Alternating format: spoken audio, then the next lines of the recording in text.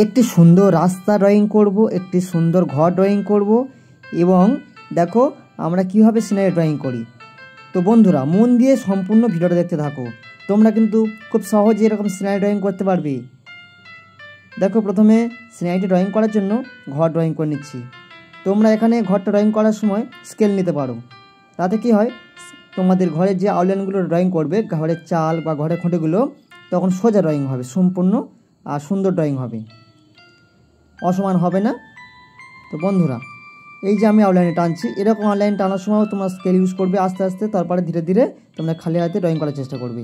দেখো সূর্যের আউটলাইনটা আমি কীভাবে করলাম।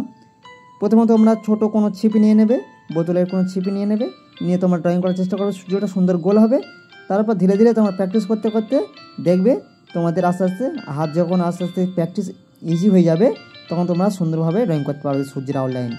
দেখতে পেলে আমরা কত সহজে তোমাদেরকে একটা সিনারি ড্রয়িং দেখিয়ে দিলাম, কত সহজে হয়ে গেল সিনারিটা।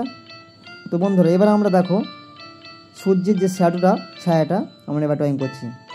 তোমরা ভালো করে মন দিয়ে ফলো করবে কীভাবে শ্যাডোগুলো বা নদীর যে ঢেউগুলো কীভাবে ড্রয়িং করছি, স্কেচটা করছি, তোমরা মন দিয়ে দেখতে থাকো।